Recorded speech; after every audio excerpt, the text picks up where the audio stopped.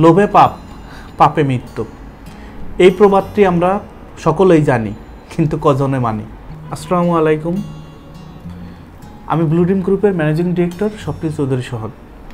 আজকের পর্ব একটু ব্যতিক্রমভাবে করব। এটা 32তম পর্ব।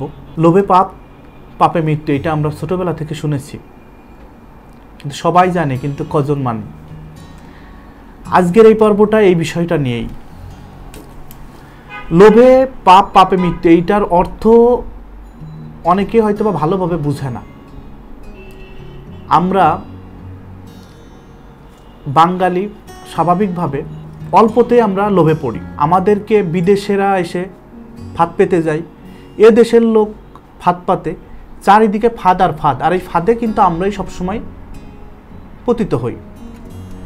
আমি এর আগেও বিভিন্ন বিষয় নিয়ে, লোভ বিষয় নিয়ে কথা বলেছিলাম, কিন্তু এরকম কোনো পর্ব করিনি।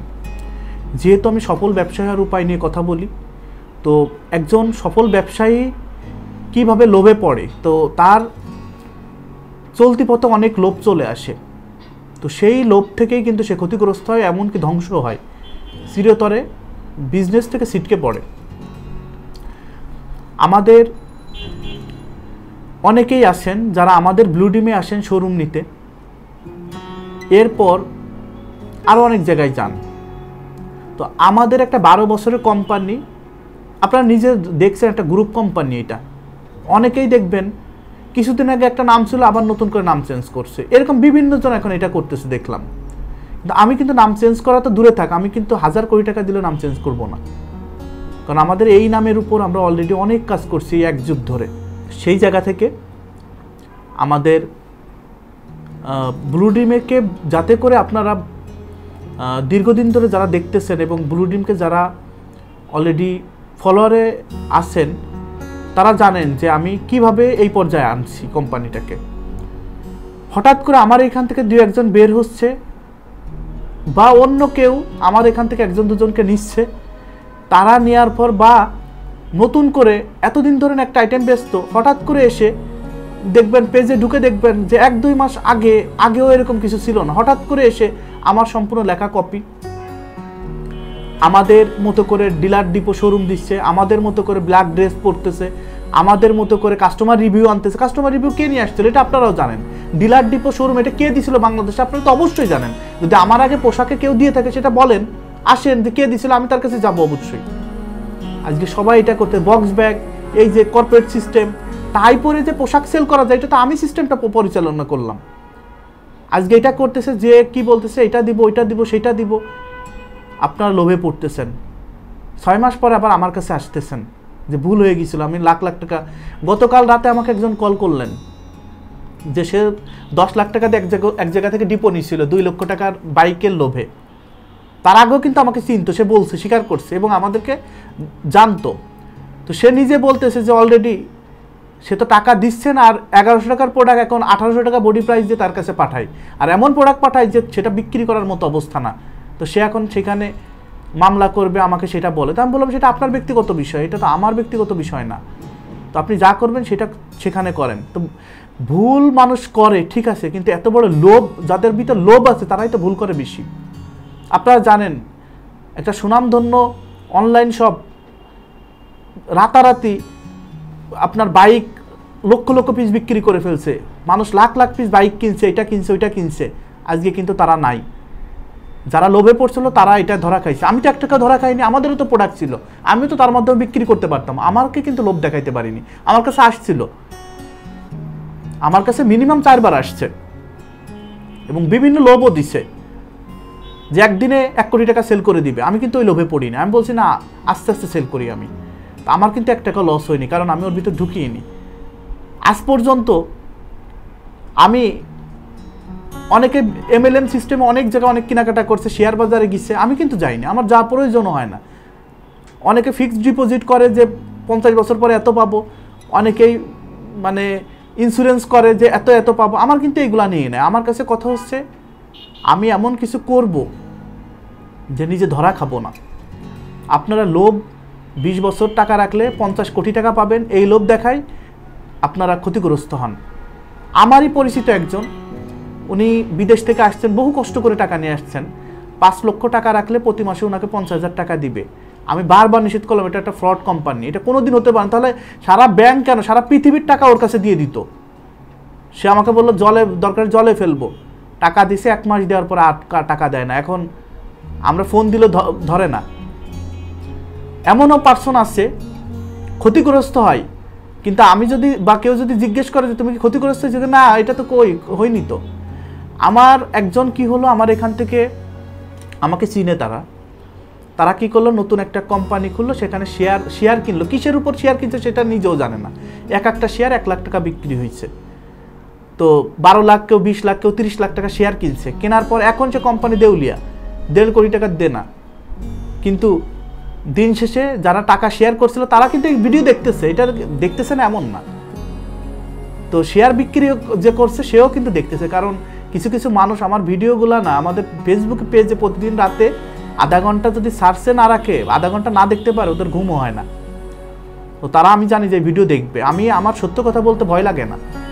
তো সেই জায়গা থেকে এখন তারা ক্ষতিগ্রস্ত হয়েছে, এখন টাকাও আদায় করতে পারতেছে না। তো আমি আসছি, দীর্ঘদিন আসছি, কোম্পানি কিন্তু একদম ছোট না। কেউ আজ পর্যন্ত বলতে পারিনি রিসিপশনে ঘন্টার পর ঘন্টা বসেছিল, টাকা না দিয়ে তাকে বিদায় দেওয়া হয়েছে, এই জিনিসটা হয়নি। বরঞ্চ আজকেও রিসিপশনে বকছি যে একটা মানুষ 5 মিনিট কেন বসেছিল টাকার জন্য, আমি যে চেক পাঠাই দেওয়া হয়েছে অ্যাকাউন্টে, কেন তাকে বসিয়ে রাখা হয়েছে। এটা কিন্তু আমার ভিডিও যারা দেখতেছেন জানেন আমার লেনদেন সম্পর্কে। আর সব থেকে বড় বিষয়, আমি লোভী না। আপনার লোভ ধরে আপনার ধ্বংস হন।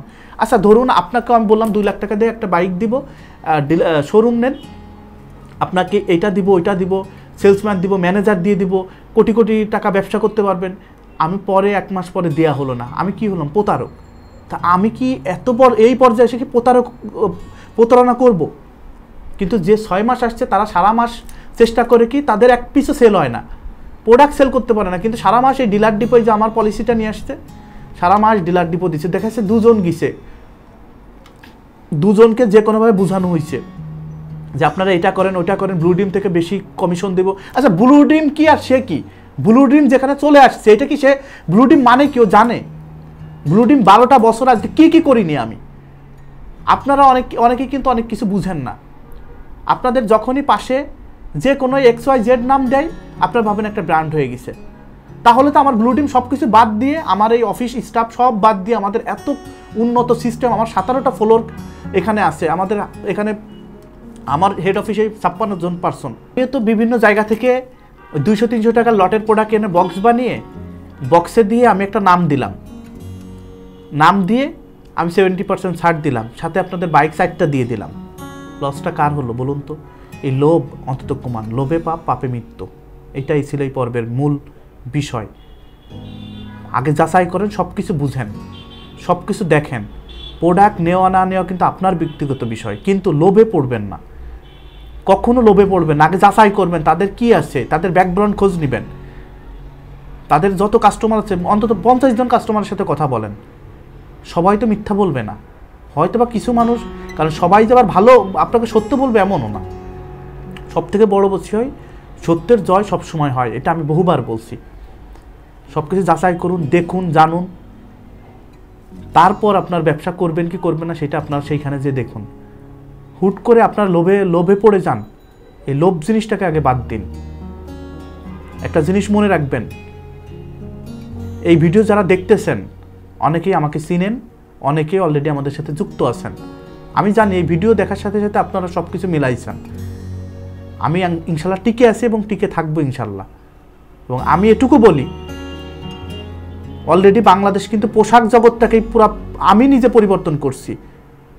এত দামি দামি বক্স বাংলাদেশে কেউ করতো না, এদেশে কেউ ডিলার ডিপো শোরুম কেউ দিত না পোশাকে, এদেশে পোশাকে কেউ কর্পোরেট করিনি, এদেশে পোশাকে কোনোদিন কেউ ফেসবুক বানিয়ে এত প্রচারণা করিনি। পোশাক কোম্পানির ভিতরে আমি যা করছি সেটা আপনারা দেখেন, এরকম আর কেউ করছে কিনা। আমার অফিসের স্টাফ নিয়ে আমার সাথে যে কি বলে, কিছু প্রোডাক্ট বানিয়ে কোয়ালিটি না কিছুই না, সেখানে এই করে যে আমরা ব্লু ডিমের থেকে এত % দিব, এটা দিব, ওইটা দিব। যাচাই করুন। আমি একটা গাড়ি কিনতে গেলে অন্তত 500 শোরুমে যাই, আপনি এখানে শুধু আসবেন কেন, আরো 50টা জায়গায় যান, যাচাই করুন। যাচাইয়ের ভিতর যদি 50 জনকে নিয়ে যান, 2 জনকে 5 জনকে নিয়ে যান, যাচাইয়ের ভিতর যদি মনে হয় যে না ব্লু টিম সেরা, ব্লু টিম থেকে নেবেন। যাচাই করে যদি মনে হয় অন্য একজন সেরা, অন্য এক জায়গা থেকে নেবেন, কিন্তু লোভে পড়বেন না। সেটা যদি আমিও লোভ দিই, আমার লোভে পড়ার দরকার নাই। যেটা সত্য সেইভাবে কাজ করুন। এমনও পার্সন আছে যে আপনি তো টাকা আদায় করতেই পারবেন না তার কাছ থেকে, বরঞ্চ আপনাকে উল্টা আরো মামলাতে ফাঁসাইতে চাইবে, বিভিন্নভাবে মান অপমান অপদস্থ করতে চাইবে। আজ পর্যন্ত কোনো ক্লায়েন্ট আমার রুমে এসে কোনো দাবি করছে আমি ফেলে দিছি, আজ পর্যন্ত এরকম কোনো ঘটনা ঘটেনি। আমি নিজে সেদে সেদে কথা বলি।